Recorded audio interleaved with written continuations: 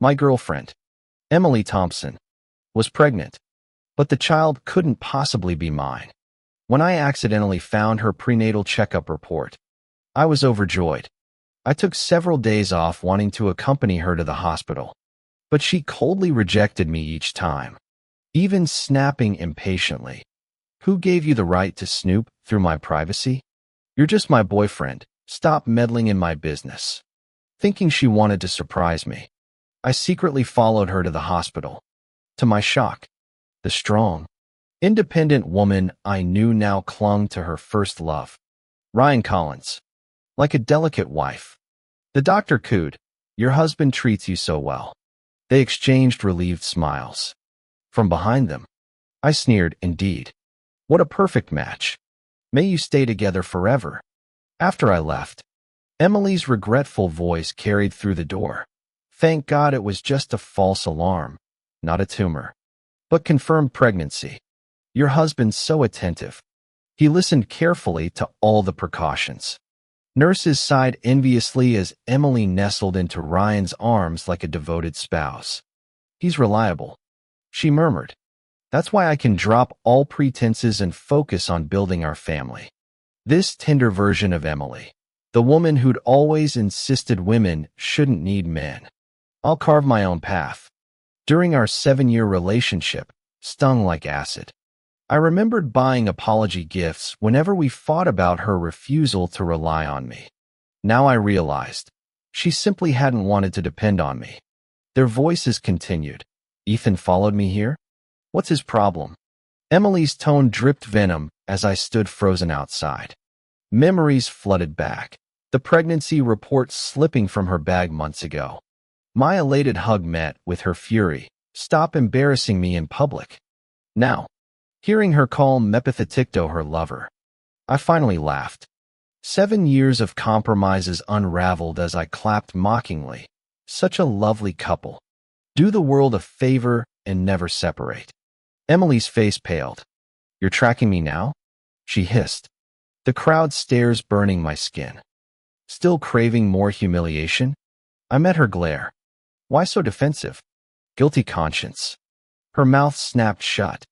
For the first time, the woman who'd never needed anyone looked speechless, caught in her web of lies. Exposed before the man she'd chosen over me. The child she carried, was it even mine? As hospital lights buzzed overhead, I stopped caring. Let them play house. My gift would be walking away and taking my dignity with me. When Emily spoke again, her voice trembled with barely suppressed rage and the guilt of public exposure. What nonsense are you spouting now? Is this your new hobby, paranoid delusions and wild accusations? Our commotion drew medical staff and curious onlookers crowding the doorway. Looks like a cheating scandal. Someone muttered. Weren't they the picture-perfect couple? Since when did this homewrecker show up? Emily kept her head bowed low as Ryan stepped forward, shielding her completely with his body. What kind of man picks fights with pregnant women? This is a hospital, not your personal drama stage.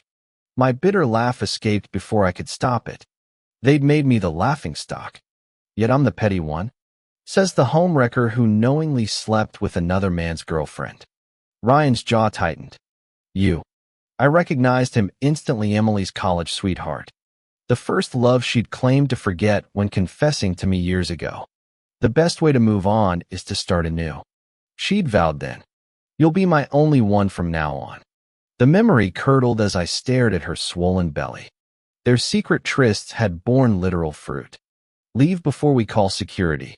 Ryan snapped, positioning himself like the wronged party. Emily's silence screamed louder than any admission. The crowd's murmurs swelled as doctors intervened. Take personal matters elsewhere. Emily cut in shrilly. He's mentally unstable. My husband and I have tests scheduled. Remove this stranger. Her eyes darted everywhere but mine, radiating silent threats. The floor seemed to tilt. 7 years. Reduced toe stranger. My fingers brushed the ring box in my car. Later, today's abandoned proposal, now a grotesque joke. Her texts buzzed relentlessly. Embarrassing us like that. Have you considered how this affects Ryan's reputation? Apologize to him and let this go. Would I stay 7 years if I didn't love you? At the hospital doorway, I'd finally seen clearly where loyalty breaks once. It shatters endlessly. The engagement ring tumbled into a storm drain. It splashed, drowning out my last illusions. Besides, Emily and I are just friends. Stop overthinking all the time. Today was purely coincidental. We happened to run into each other and ended up hanging out. Staring at the barrage of messages lighting up my phone screen, bitterness welled up in my chest. In all these years, Emily had rarely initiated contact first. Every time after our explosive fights, she'd slap me, then offer consolation candy, volunteering explanations. Over our 7 years together, I'd lost count of how many just friends clarifications I'd received. I used to believe every word. But now, I couldn't keep lying to myself. If they were truly just friends, why didn't she correct the doctor's assumption? Why would she share news of her pregnancy with some friend instead of me? Why did my fiercely independent, career-driven girlfriend suddenly transform into this delicate, submissive creature around another man? The questions choked me, but I refused to dwell on them anymore. In the past, Emily's mere act of explanation would dissolve any conflict. I'd naively interpreted it as proof she cared. Now, I blocked her number and tossed the engagement ring into a roadside trash can before driving home. That night, fitful dreams haunted me with memories of our early days. It was during our 2nd year together that I'd first discovered her lingering connection with Ryan. She'd justified it then. Childhood friends turned family. His silent support during her career struggles. She'd hidden it to protect me from misunderstandings. Blinded by love, I'd swallowed every excuse, trusting her to maintain boundaries while allowing another man to carve permanent space between us. Now I awoke to Emily slamming our bedroom door open at dawn, her furious face looming over me. Sleeping in? Who's making breakfast then? Ethan, since when did you become so incompetent?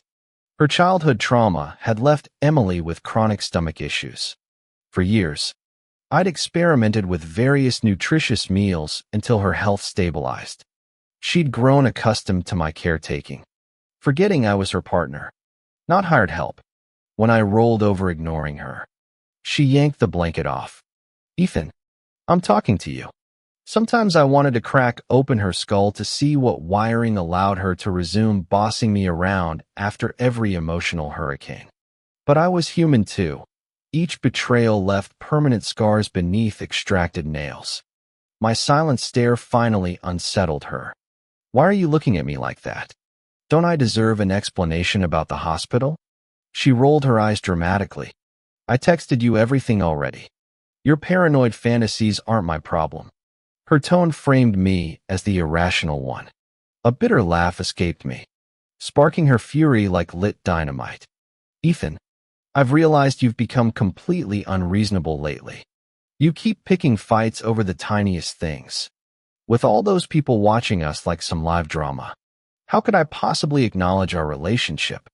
Did you ever consider how humiliating that would be for me? Ryan was just being kind by helping me. Instead of thanking him, you insulted him. Is this how decent people behave? That look on your face, like you've caught me cheating. Where's your proof? Besides, you're just my boyfriend. Isn't this overstepping? We're dating, not married.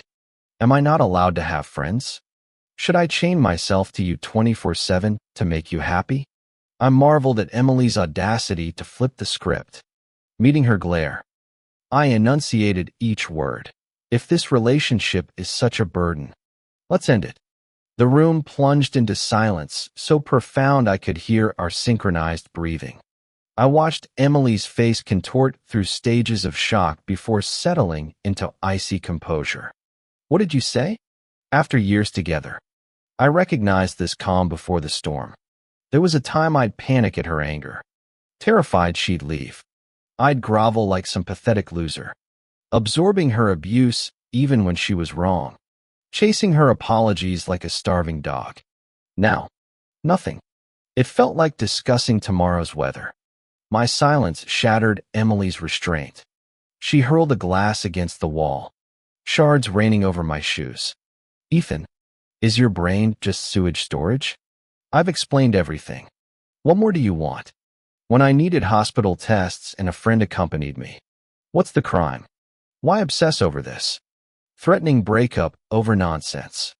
Who do you think you are? I'm carrying your child unwed. And instead of responsibility, you spit this garbage? How are you different from those fuckboys? Her tirade crescendoed into theatrical sobs. Her signature move.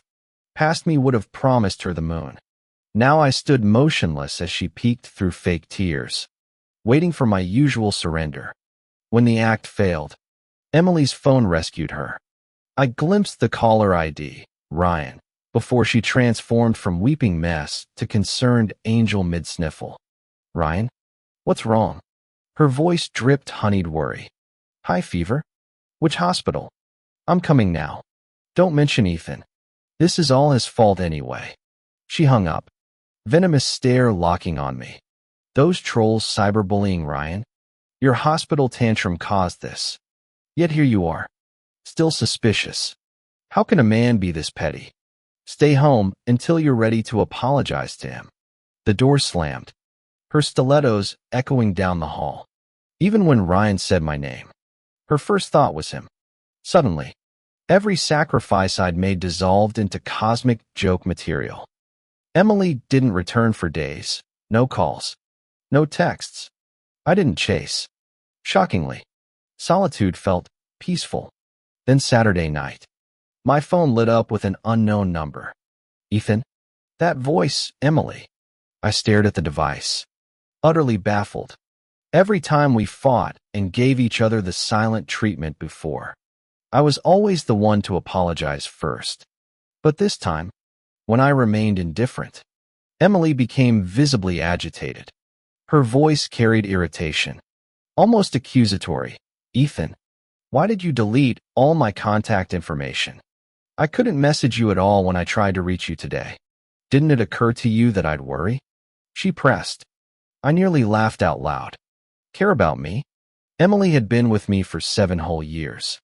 Yet the number of times she'd shown genuine concern could be counted on one hand. All these years, she'd block me at the slightest displeasure, confident I'd never walk away. Now that I treated her the same way, she couldn't handle it after mere days. Rubbing my throbbing temples, I answered flatly, what do you want? There was an audible pause before she replied, you're my boyfriend. Do I need a reason to call? You're being ridiculous. Right, I muttered, setting the phone aside without bothering to keep the conversation alive. Returning to my movie. Before Emily, I'd been a die-hard horror fan. I gave it up because she claimed it scared her. Rediscovering this thrill now made me realize people should be more selfish. Otherwise, you end up as life's punchline. My icy demeanor clearly unsettled her. She was used to my eager voice instantly brightening her calls, always working to maintain the conversation. After prolonged silence came her hesitant question. Ethan, are you still mad? It's not that serious, is it? Ryan didn't even hold it against you. Aren't you embarrassed to keep sulking? Her logic baffled me. Were we supposed to thank Ryan for his generosity while they played hospital sweethearts? What twisted reasoning was this? Did she think I enjoyed humiliation? Before I could respond, she issued a command. I'm hosting friends tonight. Come sort this out properly instead of these childish games. You always wanted to meet my circle, here's your chance. Even now, Emily refused to see this as anything but a tantrum, blind to her own faults. She wasn't wrong about one thing. I'd once craved acceptance at her gatherings. Yet in 7 years, she'd never publicly acknowledged me. Few knew we dated, while her entire circle recognized Ryan. Whenever I brought it up, she'd roll her eyes. Ryan's been my childhood friend. Of course they know him. Stop being so insecure and competitive. Eventually I stopped mentioning it, avoiding accusations of social climbing. I'll spare everyone the awkwardness. We've nothing to discuss anyway. Her introducing me to friend charade was transparent, another setup to force public apologies to Ryan. In Emily's world, he'd always reigned supreme. The silver lining? I no longer cared. Those friends weren't worth meeting. I refused without hesitation. And Emily on the other end of the line froze. She'd probably never imagined I'd reject her. After prolonged silence, her shrill voice erupted. Ethan, what's this tantrum now? I'm the pregnant one here. When did you become so dramatic? Is apologizing for your mistakes really that hard? What's with this sudden pride? Years of compliance had made Emily assume I'd always cater to her whims.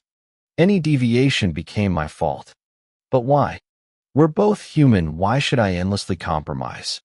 I told you we're just friends now. Must you make this awkward? That hospital incident was an accident. A white lie to avoid gossip. Was that so wrong? Her voice strained. You're my boyfriend, and he's my best friend. Can't you tolerate one dinner to clear the air? For once, Emily kept explaining. But I'd stopped listening. The movie previews were starting. I lifted my phone. Done? My film's beginning. The dismissal hung heavy. She sighed, the sound trembling with forced patience. Ethan, I'm trying to communicate properly. Could you at least pay attention? I chuckled hollowly. Nothing left to explain. My bad for overreacting before. You and Ryan are clearly just friends. No need for explanations anymore. Enjoy your date. Something shifted in her breathing. Ethan, are you really not angry? Who are you watching with? Alone? Should I come? Irritation prickled my response. Why would I care? Adults can manage solo. Don't waste your time. Click. The silence felt familiar. She'd used those exact words countless times after choosing Ryan over me. The memory surfaced sharp as broken glass drenched from rain. Burning with fever. Searching empty rooms for her. The call where I'd croaked. I'm really sick. Her reply still stung. You're not a child needing babysitting. Ryan's actually ill and needs me. My weak protest about shared ER trips got cut off. This pathetic imitation isn't cute. Using sickness to compete? You've become disgusting. This time, I'd hung up first. Later, our mutual friend texted a screenshot Emily and Ryan kissing passionately in some club's neon glow. Caption finally free. So you two broke up? The teasing emoji blinked like ambulance lights. It was obvious my friend was just looking for gossip. But what did that have to do with me? Everything was ending anyway. I answered indifferently. Maybe my girlfriend found a new boyfriend. They look good together. Give them a like for me. After replying, I quietly saved that screenshot. This definitely counted as evidence. I suddenly wondered, what expression would Emily make if I confronted her with this photo? Somehow, I slept exceptionally well that night. When I woke up past noon the next day, Emily was already waiting in the living room, looking exhausted. She immediately snapped at hearing me. Why didn't you answer my calls last night? Ryan had to take me to the hospital when I had sudden stomach pains. As the father, why don't you care anymore? Have you forgotten I'm pregnant? Her barrage of accusations felt laughable. So she still remembered her pregnancy? The screenshot my friend sent clearly showed her grinding against Ryan on the dance floor without any restraint. Besides, I might not even be the father. Are you feeling better now? I replied coldly. Should I call Ryan to take you for another checkup? Emily slammed the table and unexpectedly slapped me, her pregnant belly trembling with rage. Why do you keep involving outsiders? You're the father. What's wrong with you? Ethan, rubbing my stinging cheek. I realized this was her first time hitting me for another man. The irony? She always knew Ryan was the outsider in our relationship, yet kept allowing him to invade our lives. Weren't you worried about gossip? I countered. Having me replace him suddenly would look strange, wouldn't it? Emily glared speechlessly as the doorbell rang. Ryan stood there awkwardly holding a bag. Ethan, let me explain. Last time was a misunderstanding. Don't let this ruin things with Emily. His smooth talk always made me look petty in comparison. Over time, even Emily began thinking I was paranoid. Now she panicked. Shielding Ryan. Why are you here? Brought your medicine from last night. And he lifted the transparent bag containing her laundered lingerie set. Emily hastily grabbed it, clutching my arm. Don't misunderstand. It rained during work. Ryan gave me a ride. My clothes were soaked, that's all. How novel. Emily actually explaining herself. I smiled faintly, disentangling from her grip. No misunderstanding. Since you're here, let's have lunch together. Walking to the kitchen, I ignored the tense pair behind me. Ryan Collins made himself right at home, settling into a seat as if this were his own residence. Emily, however, trailed behind me with visible discomfort. Ethan, let me help you, she offered. I wordlessly nudged her toward the doorway. Our guest brought medicine specifically for you. Shouldn't you keep him company instead of hovering in the kitchen? I've got this handled. Before she could protest, I shut the pantry door on her pale face. Muffled laughter soon drifted through the wood. That carefree, radiant smile Emily wore for Ryan, I'd never witnessed such unguarded joy directed at me. Some people simply exist to effortlessly claim hearts without lifting a finger. During dinner, I kept my eyes trained on my plate while Ryan wrinkled his nose. Really, Ethan? You're serving spicy food when Emily's pregnant? Since when did her well-being stop mattering to you? He dabbed his mouth with theatrical concern. Though I suppose I shouldn't complain. When we were together, Emily would cook whatever I craved. Remember that congee she made during my flu last winter? Tasted exactly like my childhood nanny's recipe. Almost makes me nostalgic. Each barb drained more color from Emily's face. Our entire relationship. She'd never once cooked for me. These hands are meant for boardrooms, not broth, she declared. And like a fool, I'd protected her manicured nails from so much as dishpan hands. Yet here stood proof she'd willingly played housewife for another man. As Ryan opened his mouth for another volley, Emily slammed her fork down. We agreed no talking during meals. Since when do you disregard basic manners? Ryan? My head snapped up in shock. Even Ryan looked thunderstruck. Emily's loyalty had always tilted his way. Never mind. The tense meal finally ended. Emily cornered me before I could escape. Whatever Ryan said earlier. Don't. Relax. I'm past caring. Truth rang hollow in my voice. Their history meant nothing to me now, until Ryan's eyes locked onto my cufflinks during post-lunch coffee. Those look familiar. His chuckle iced my veins. Suits you, though. I froze. Fingers brushing the obsidian studs, the sole gift Emily ever gave me. Cherished like crown jewels. Ryan's smirk widened. No one told you. Emily gave me those when we first dated. Returned them after our breakup. Touching, she kept them all these years and passed them to you. A vase shattered upstairs. We turned to see Emily white-knuckling the banister. Raw panic contorting her features. She flew at Ryan like a fury. What poisonous lies are you spewing? Get out. Now. Ryan gaped. Humiliation flushing his neck crimson.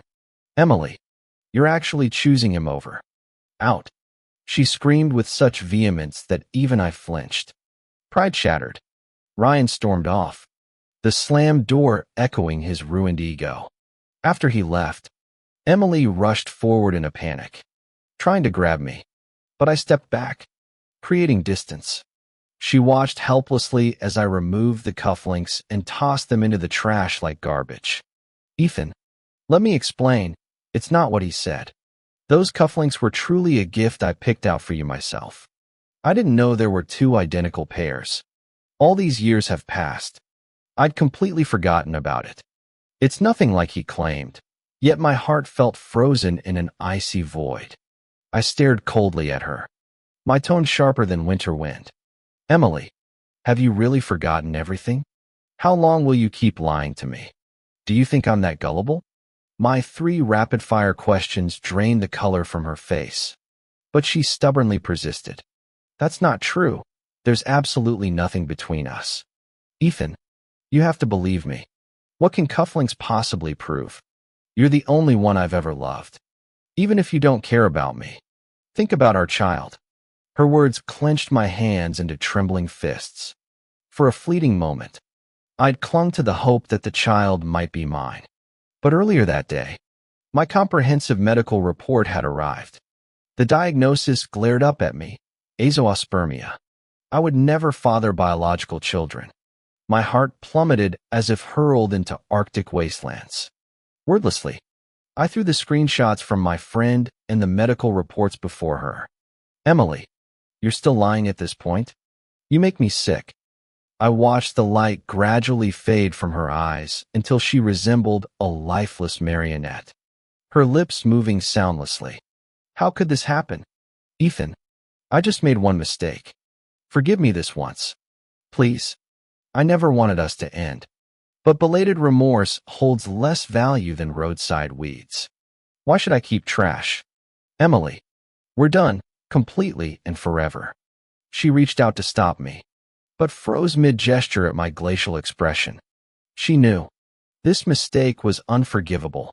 There would be no second chances. After that day, Emily couldn't face me and moved cities. She left everything behind except the discarded cufflinks from the trash and a letter. Ethan, I brought this on myself. But please know I loved you. I never wanted to lose you. I don't ask forgiveness, only that you remember me. I'm keeping the cufflinks as mementos. I glanced at the letter before consigning it to the bin. Things only valued after loss are the cheapest treasures. From now on, I live for myself alone.